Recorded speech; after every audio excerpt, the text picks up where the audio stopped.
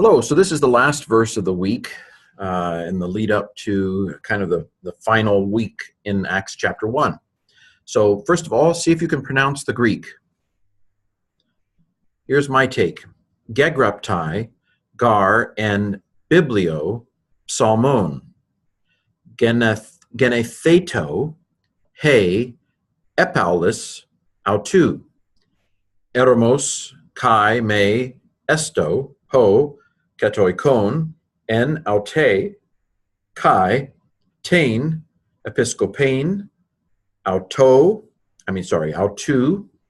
labeto, heteros. Okay, now see if you can translate it. Okay, here's my translation. This is a word worth knowing. It means it has been written. It's the perfect of grapho. Of course, since this is usually used in reference to scripture, it's worth knowing. So gegraptai, it has been written. Gar is a procrastinator. It never comes on time. So it's for, it has been written in the book of the Psalms. And now we have a quote. This is a capital gamma, which indicates that we have a quotation here. Let it be. This is the Beatles song here. Let it be, let his habitation be desolate. Anyway, so this is the dwelling or the habitation. Let the dwelling of him be eremos. Let it be like a desert. Let it be deserted. Okay, talking about Judas here. Acts is quoting Psalm 69. We'll talk about that a little bit with not Google Scholar, but Ken Scholar on Saturday, a little bit about what this Psalm 69 might have meant in its original context and then how Acts uses it. Let his dwelling be desolate and do not let it be. This is a prohibition, may with the present imperative. Let it not be, let the one dwelling in it not be. Not be dwelling in it anymore. Abandon all hope, ye who betray the Lord. Okay, so, and do not let the one dwelling in it be. And, another quote with capital tau, the episcopacy of him, the overseeing of him, the oversight of him, let it be, let it receive, let heteros, let a different one receive. And this is accusative, so it's the object. And let a different person receive his oversight, his place of authority, his place of overseeing. Okay, so putting it all together, for it has been written in the book of the Psalms, let his habitation be desolate, and do not let the one dwelling in it be dwelling in it, and let a different person receive his overseeing, his oversight. Okay, now to go into a little bit more depth with the interlinear. So as I said, it has been written, for it has been written, in the book of the Psalms, let it be, let the dwelling be. Okay, so we're going to talk on the next slide, but let me go ahead and tell you, this is perfect because it's the first letter of grapho, got a little beside itself, and then stuck an epsilon in the middle. We call that reduplication. I don't know why they didn't just call it duplication, but it's what they call it. They call it reduplication. So this indicates it's a perfect tense. That means that it happened in the past, but it remains having been done. So it stands written. I think there's meaning in here to the sense of Scripture here. It stands written in the book of the Psalms. The book of the Psalms is clearly, Acts does not understand Psalms as just an ancient document, or Acts doesn't understand the book of Psalms as just something written a long time ago to other people.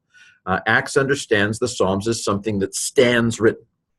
It is a living word. For it has been written in the book of the Psalms, and then this is, like I said, from Psalm 69, let the oversight of him be. This theta eta tells you it's aorist passive. Gamma epsilon nu tells you, again, it's the aorist. It's ginomai here again. Ginomai, we've seen so often in chapter 1 that, ginomai is worth investing in. Invest in ginomai and its various forms. To is a third-person singular imperative, and I don't know. I've put a link to a video at the end of this video. I'm not sure that I do the forms in that video, but I do talk about the imperative in Greek. But this is a third-person singular imperative. We don't have that in English. We have a Kenny, pick up your clothes, or class, study for the test. We have second-person imperatives, either you singular or you plural. But Greek has a third-person singular imperative that's translated something like let him do something, let her do something, or let it do something. In this case, let the dwelling become desolate. And the way it goes is the second-person singular you just have to memorize.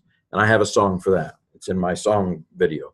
Lu, lu, lu, son, lu, si, lu, the, ti. Those are the second-person singular imperatives for the present and the aorist.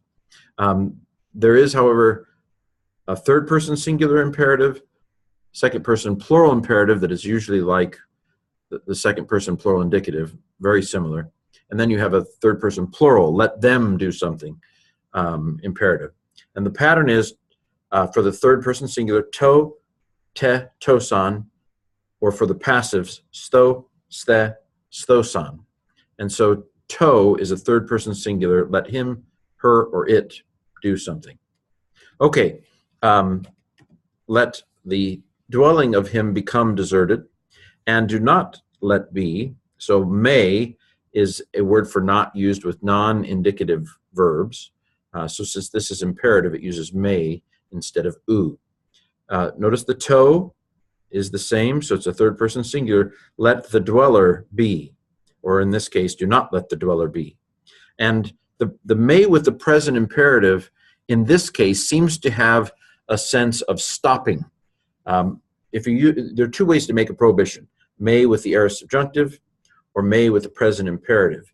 And sometimes may with the present imperative has a sense of stopping it. Don't do it. Stop doing it. And in this case, since Judas is in the role, it is, do not let him be. Let the one dwelling in it not dwell in it anymore. Let him stop. This is a participle, right? Nominative masculine singular participle from katoi keo. It's a contract verb. We got a little police line telling you, oh, an accident is happening, or a crash between an epsilon and an omega. Nominative masculine singular because the article never lies. Okay. Another quote. This is from Psalm 139. And let the overseeing of him, let a different person receive his oversight, his authority. The capital letter indicates direct discourse or quote, just as it did up here. This is accusative, so it's the object. The order of the verbs is all crazy here, or of the words is all crazy from an English perspective. From a Greek perspective, it's lovely. This is another toe. We've got 3 toes here. I want to have 10 toes, but there are only 3 toes in this verse. That means let a different one, let him receive. And it's lobbing you an aorist of lambano. Okay, so I've already gone over it, but here's the parsing. Perfect passive indicative. You notice that the ending is shoved right on the stem. That's an indication of the perfect middle or passive. I knew it was perfect from the reduplication on the front, but you know it's perfect middle or passive because the ending is shoved right on the stem.